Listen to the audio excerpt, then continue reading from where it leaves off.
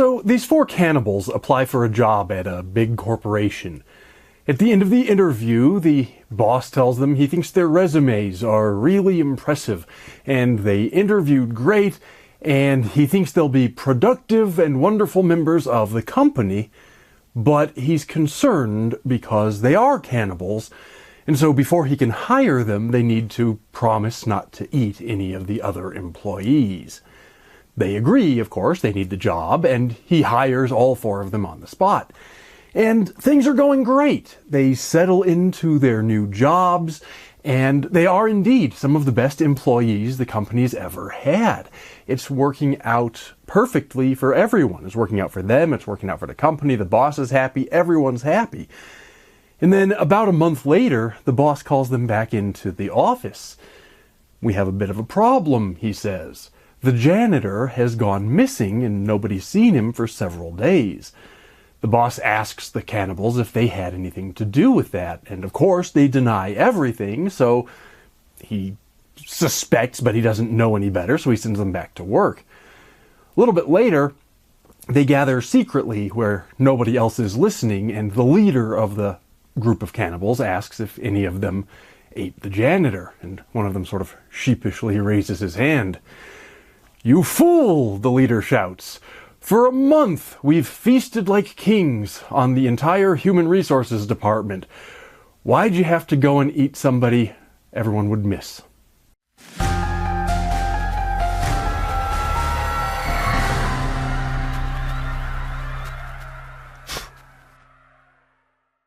Before we begin with the video I had planned for you, I need to jump in here in this voiceover format with just a few words of clarification.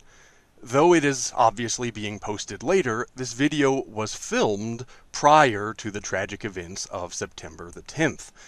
Though we're here to celebrate our favorite genre and to discuss literature rather than to wade into the depressing and hostile world of current events, I do need to clarify that current events would have colored how I chose to discuss some of these works.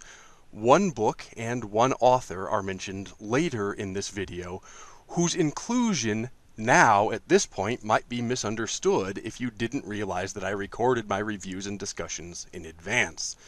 I considered reshooting this entire video, or at least those segments, but instead decided to leave it as is and to put this message at the beginning so I could mention those two entries before we get to them. First, one of the reviews in this video is of a book called The Parasitic Mind by Dr. Gad Saad. I gave the book a positive review, but mentioned that it's a product of our own particular political climate in its own particular moment. Obviously, I did not realize exactly how much a product of our present moment this book truly is.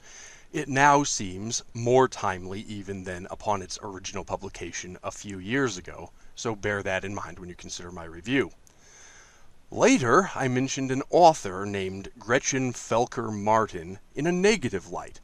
Obviously, I had no way of knowing the same author would go on to make headlines due to further rants on social media during the last week, and ultimately cause DC Comics to pull an entire series. Had I had that information at the time, I would have mentioned it.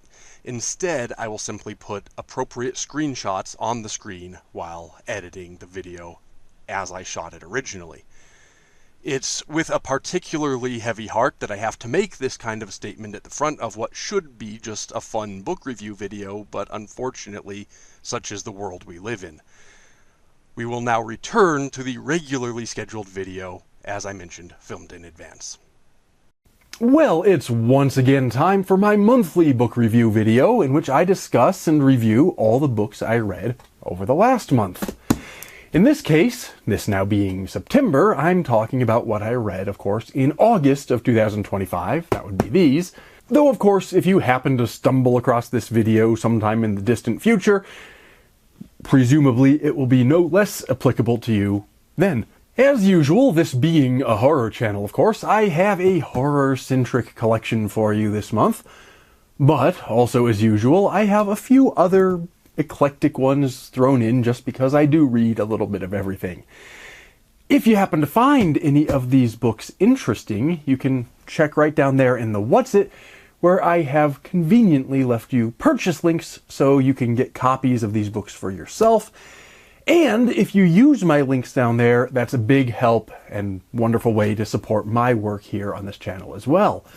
While you're at it, be sure to subscribe, give me the thumbs up, all that kind of stuff. But we're here to talk about the books, and I do think that I've got some that you're really going to enjoy this month.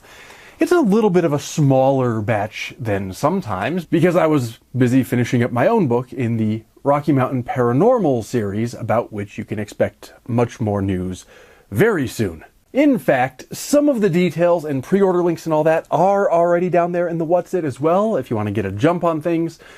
And I don't really know what order these are going to be aired in. I film multiple videos at once and then I spread them out. But I do also have a video announcing the book coming very soon. Maybe it'll already have been posted by the time this gets published because, well, like I said, I film several videos at once and I just don't necessarily know what order they'll all go live. Regardless, it's been exciting times for me, but for now, without any further ado, we need to get right to the book reviews. First up for me this month was this one, Old House of Fear by Russell Kirk. Russell Kirk was an interesting character, depending on your own circle of influence or acquaintances.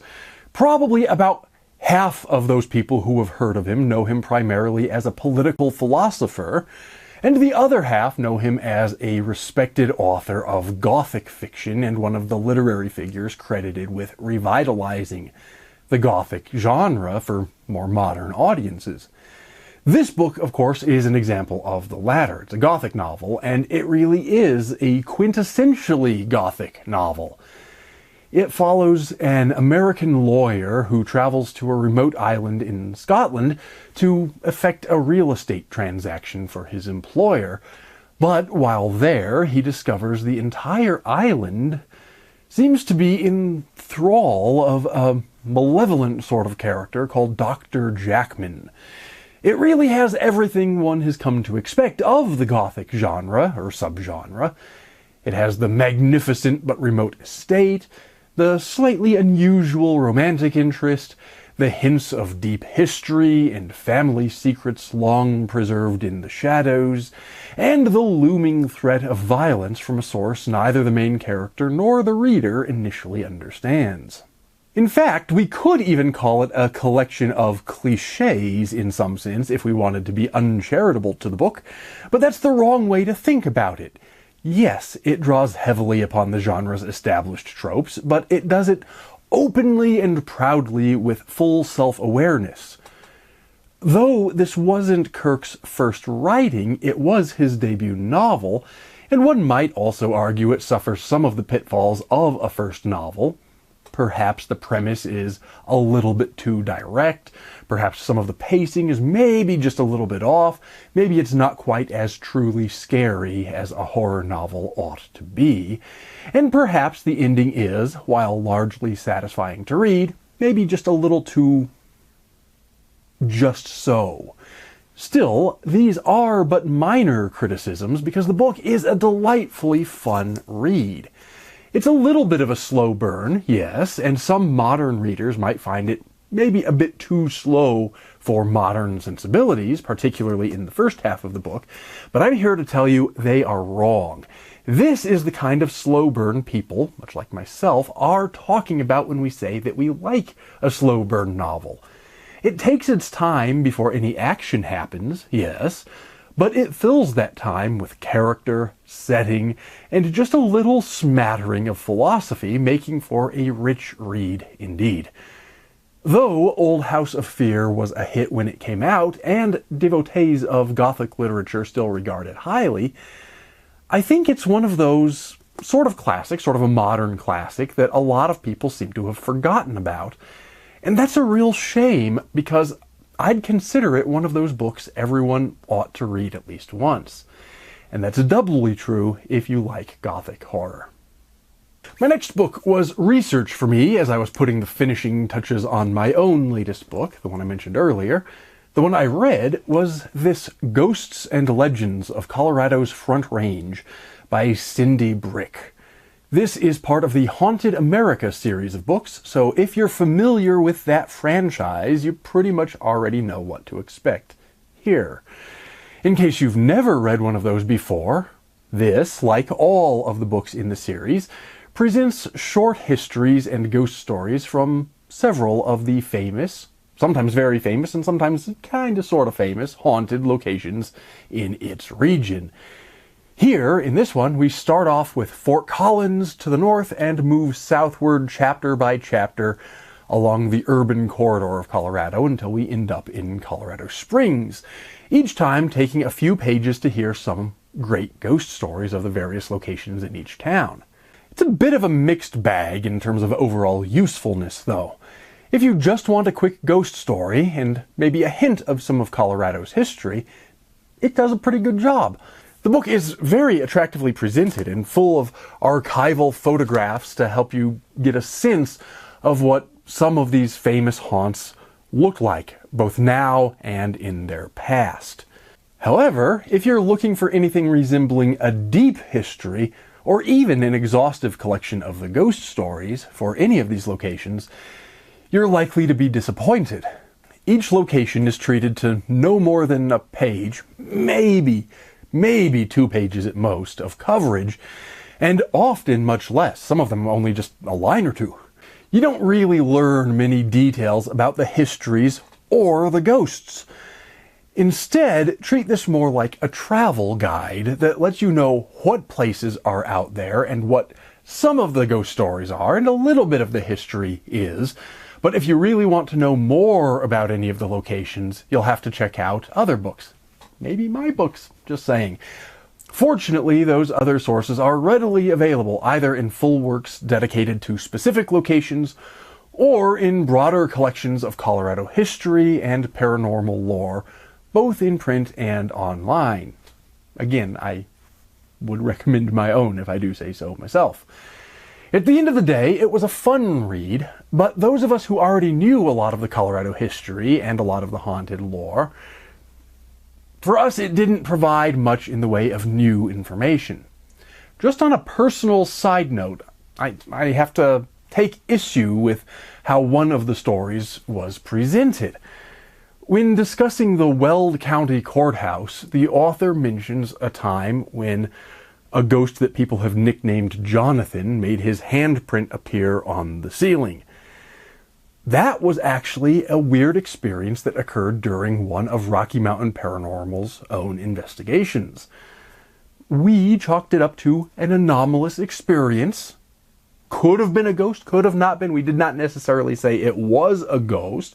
It was a weird thing that happened. But it's just one of those things that we could never explain. We could never find an explanation as to what was going on.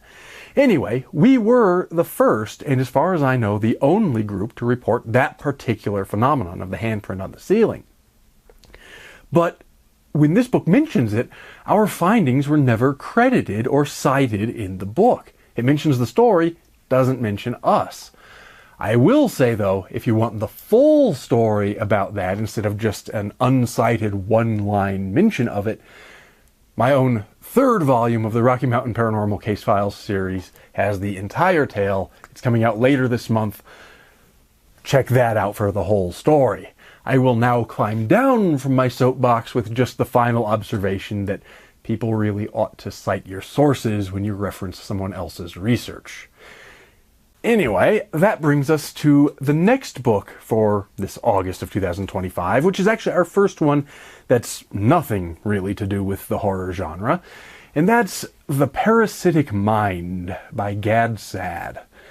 The basic thesis, this is a nonfiction book, and the basic thesis here is that certain ideas, in this case specifically bad ideas, although the same can also be said of good ideas, certain ideas can transmit themselves from person to person as metaphorical pathogens, and they can parasitize the minds of otherwise sane and intelligent people. It's not an idea that's original to this book or to this author, and several other works have explored similar terrain, but that doesn't mean the author's own presentation here is redundant or unoriginal. He treats the subject here through two primary frameworks which make his perspective somewhat original. The first of those is his professional experience as an evolutionary psychologist, and the second is his personal experience having grown up as a Lebanese Jew during the Lebanese Civil War. Not a particularly good time to be a Jew in that country. Both of these perspectives, separately and together, make the author's insights into the topic unique, and in many cases, particularly haunting. When I started reading it, I expected a deeper treatment of the subject from the perspective specifically of evolutionary psychology, because I was familiar with the author's research and his profession. And such material is covered in this book, but it's less about the psychology of these idea pathogens, and instead it's more of a criticism of the bad ideas themselves, albeit from a psychologist's perspective. In that sense, I didn't quite get the book I was expecting to read, but it was still fascinating to explore the various topics, most of which were already known to me, but some of which even caught me off guard a little bit, and to explore them from an interesting perspective. In many ways, less than the scientific work that I expected, this is more of a political call to action, which grounds its reasoning both in science, yes, and in history. For such a book, it's excellent. One might quibble that the calls to action could be provided with some more practical steps toward that action or more practical advice, but that is indeed just quibbling. The topics the book covers, the subject matter of the particular idea pathogens that he's talking about, are important. And even if one disagrees with the author's opinions on some of the issues, as will be inevitable because nobody agrees with any other person 100% of the time, it's well worth considering why he's come to the conclusions he has, agree or disagree. However, it's also a book very much of its own moment, because it does focus so heavily and so directly on current events rather than on the specific processes by which these pathogenic ideas spread around.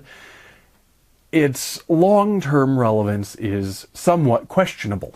I do recommend it, but if you are going to read it, you should read it now. 10 or 20 years in the future, I'm sure we'll have an entirely different crop of pathogenic ideas to worry about. The next one was a real beast of a book, and we can argue about whether or not it's horror, as has been the case with other books by the same author, because I've been reading quite a bit of his work over the last couple months or the last year or so. Anyway, the book was by Dostoevsky, and it's called either Demons, the Devils, or The Possessed, depending on your translation. I think Demons is probably the right translation or the best translation, but mine is called The Possessed. This is the one from Barnes & Noble Classics. Anyway, never mind the title. The various translations have their advantages and disadvantages. I'm not saying one is better than the other. I just happen to think Demons is a better translation of the title. That's neither here nor there. About this book specifically, like a lot of Dostoevsky's work, this one is somewhat difficult to summarize, but it will greatly reward you if you give it your time and attention. Now, last month, if you watched my review video, I read The Brothers Karamazov, which I think is probably a better novel, though this one is, I think, a little easier to get into. But it does still take some time and effort. This was, well, if you know Dostoevsky, you know what I'm talking about. In fact, if you know Russian literature, you know what I'm talking about. These books, they do reward the reader, but they take some effort. This one is written in 3 parts, and when you finish part 1, you're not really getting what's going on. You're sort of confused. It's interesting, it's good, it's rich, but it's somewhat confusing. And then you read part 2, and it starts to make some sense. The pieces start to fall together. And then you finish, and everything finally takes off, and you realize just how exciting everything really was once all of those pieces finally fall into place. Like, I think all of Dostoevsky's novels, it's one of those that's about pre-revolution Russia, but it might as well be about our lives today. This one follows a group of people who plan to revolt against traditionalist Russia, And this is one of the more directly violent of the author's works, but as usual, it's really about the characters, because these are the kinds of people we all know. We might even see ourselves in some of the characters. In fact, we probably see ourselves in at least some of these characters. And they grapple with the kinds of ideas that we all deal with in current social affairs. I think a lot of people read the title, The Possessed, or Demons, or the Devils, however it might be translated, and they expect some kind of a supernatural horror novel. This isn't that. I might argue that it's a horror novel, but it's not a supernatural one.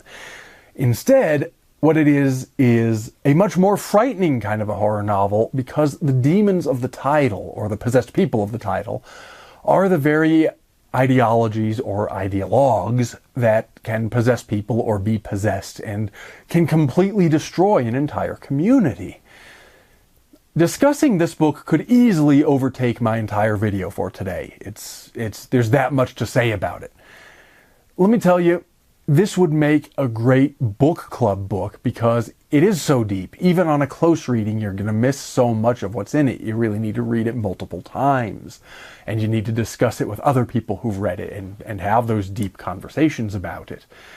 But even though it may not be my absolute favorite of the author's works, and it's not my favorite.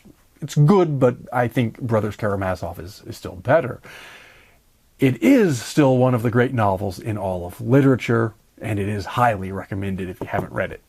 Next up was one of the Nightworms offerings. If you've been around for a while, you know I get the Nightworms monthly surprise mystery book packages, and this one came in such a package, and it's called Feral and Hysterical by Sadie Hartman, who's actually one of the owners of the Nightworms company. Now, this isn't a horror novel, but rather a book about horror novels. Specifically, it's a list of female-authored horror, with each book given both a short description, about a paragraph in length, followed by an additional paragraph or so of discussion, sharing this author's thoughts about each of the books. It's not quite a review, but it's sort of a word about why the author of this collection thinks the book under consideration is a worthy entry onto the list. This isn't necessarily the sort of thing I would normally like to read. I never struggle to find books I'm interested in reading. I've got a list a mile long, so I don't really ever need this kind of a list. However, because the books are grouped by subgenre, even if perhaps not always in the way I would choose to group them, it could be a very useful resource for somebody looking for particular types of books, or vibes, as this author describes them. As a book in and of itself, it's beautifully presented with full color layouts and a friendly and accessible format. The descriptions of the books themselves are a bit more minimalist than I might prefer, but I appreciate that the author has managed to give the reader a taste of what each of the books is about without ever spoiling anything. That's not always an easy thing to do, so she should be commended for that. Where I had some trouble with it, though, was in the selections themselves. Many of them are undeniably great novels, so I'm not questioning everything. I'm not even questioning the bulk of the books mentioned here. However, I did notice that the book skews so heavily toward modern books that it seems to forget that there's a long history of horror literature. Even such giants as Mary Shelley and Shirley Jackson are mentioned only in passing. While reading most of it, I thought perhaps that was because the classics were to be grouped together in a later chapter. I was partially right. There is, in fact, a later chapter devoted to vintage books, but even that is devoted to relatively modern works, defining vintage as only on the order of 30 years old or so. And let me tell you, my hairline might be receding and I might have a bum knee, but I do not consider myself vintage. And the fact that some of these books are considered vintage and they're only a few years old, I don't know, it just sort of didn't seem right to me. We could argue that maybe it was focused on modern works just to save space. But the fact of the matter is, despite many of the featured books being genuinely great, and I do think so, it also includes several whose inclusion at all, frankly, makes me question the author's judgment when it comes to some of the books. Tastes do differ, and that's fine. No accounting for taste, as they say, but a couple of the recommended books are so genuinely and objectively terrible, I really question why they were chosen in place of any of the literally thousands of other titles which were omitted. I won't mention which ones those are. A review of this book isn't the place to badmouth some specific titles that it recommends. That would sort of be inappropriate. But I will point out that including some of those, while completely omitting the entire bodies of work of some undisputed classic and even award-winning authors, seems troublesome to me. Actually, I tell a lie. I will mention one of the recommended works which shouldn't have been. One of the books recommended in these pages was written by Gretchen Felker Martin, who is not only one of the objectively worst authors I've ever read, but is at this point probably best known in online circles, not even for the books, but for anti-Semitic rants and praising acts of international terrorism to a worldwide audience. That such a work was included, to my mind, is unforgivable. It's doubly unforgivable when that book's inclusion may have come at the cost of the exclusion of hundreds of authors and thousands of works that would better represent the genre. One also wished the various essays included throughout the book might shed greater light on horror literature, but while they do a decent job of cheering for the genre in a way that I quite appreciate, they never really go very deep or provoke any thoughts that attentive readers haven't already thought of. Some of that lack of historical insight is also manifest in a list of quote-unquote found footage horror novels. There's nothing wrong with that subgenre, of course. I quite like them. Except that calling a book found footage requires us to forget that the epistolary novel has been an established term for exactly that kind of work for hundreds of years before found footage movies were even thought of. That said, while some of my thoughts have been critical, I'm not saying this is a bad book. Despite some flaws, biases, and a few questionable judgments, I certainly wouldn't want to warn people away from any book that might help turn readers on to some new horror novels, and this book will do exactly that. I may have already read a good portion of the books featured, and I have, but even I managed to find a few new ones to add to my reading list, and that's always a good thing. And that brings us to the last of my reads, which was not a horror book, but not quite to the end of our discussions. I do have another one after this. The next one I need to talk about was Dennis Prager's commentary on the Book of Numbers, part of his Rational Bible series. If you've been following along with these reviews for a few months, then you already know I've been reading through Prager's commentary on the Torah in the order in which the books appear biblically, not the order in which Prager's commentaries were published. And so this month was for Numbers. My thoughts here are largely the same as my thoughts about the rest of Prager's series so far. Indeed, even calling it a series is kind of a odd thing. It's really one long work divided into 5 volumes, of which 4 have been published so far. And of course, we're all hoping for Prager's full recovery from his recent injury, both and most importantly for his own sake, but also so he can finish writing Leviticus. When I've read previous volumes, I've pointed out that obviously readers will come at this book from a variety of different perspectives. There are certain passages atheists will struggle to understand even despite Prager's best attempts to explain, or the atheist might argue his attempts to explain away. Christians, on the other hand, might object to Prager's omission of what they believe are certain foreshadowings of events in the New Testament, and though Prager's Jewish community will probably feel most comfortable with his commentary, different movements within Judaism might agree or disagree on a variety of his specific points.